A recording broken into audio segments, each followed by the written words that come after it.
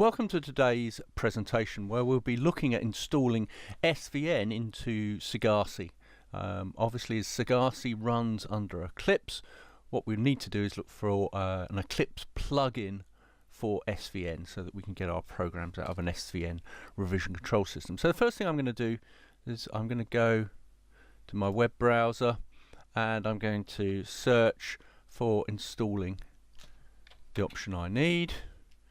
And if we scroll down the list here, you can see here we go, Subversive installation instructions from the eclipse.org. So we'll go here. And this will actually talk you through exactly what you need to do. So what we're going to do is let's check where the current download is available from. Here we go, latest release. And latest stable build, here we go. So if we grab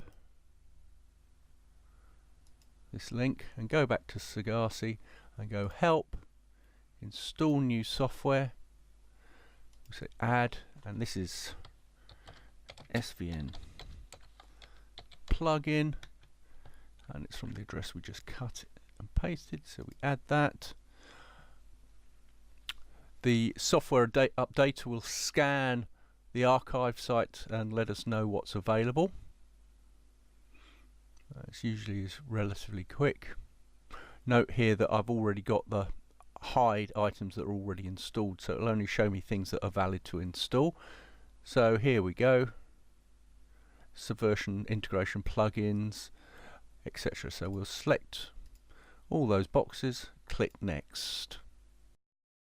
So now we'll calculate what we need to install, what are the dependencies, make sure there's no additional packages we need to install, and it will give us a list of what to install. Again, this can take a few minutes, so we'll cut this short in the video. Okay, so we can see that we've read the repository and we've been offered a selection that will be installed. So yep, we'll take that, and it goes on and will show us what it's actually going to install. Just click next, accept the terms of the license agreement, and click finish, and it will install all the software. So you can see at the bottom there's a indicator of how far our software installation has got. So currently we're at 45%. Once this finishes, it will actually reboot Sigasi, and we'll start the second half of the installation.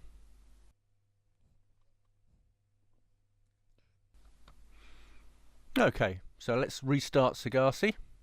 So as you can see now, Sigasi has restarted, and we can do the second part of the installation, which is to install the SVN connector.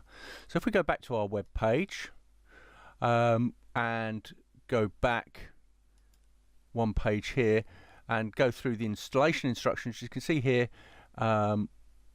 it talks about following instructions below to install the SVN connectors, that you need to visit the polaron.com. If we go there, you'll be able to select the download archive for the subversive connector we need. So here we go. So what we'll do is we'll copy that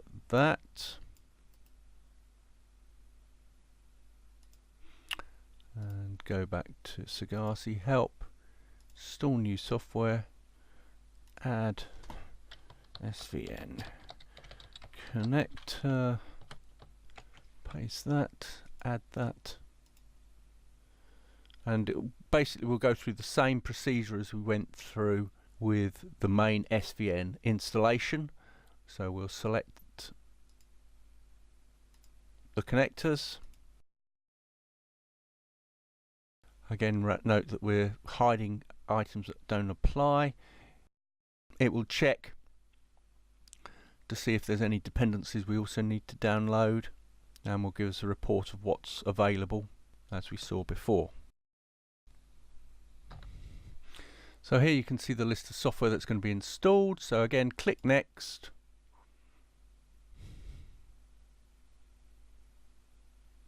And next again, accept the license agreement and the software will be installed. And once that's installed, Sigasi will restart again. So as you can see, the software is installed, so we'll restart Sigasi and everything should be installed. Excellent. So Sigasi has restarted after the final installation. If we do a check, import, the SVN item is in here and we can import a project from SVN.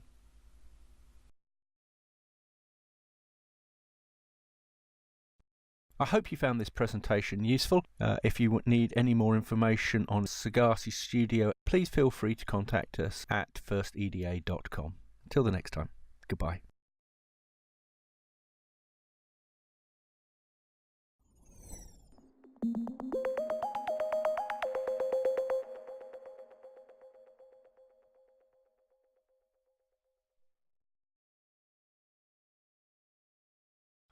I hope this presentation was useful to you and I look forward to seeing you the next time. Thank you. Bye-bye.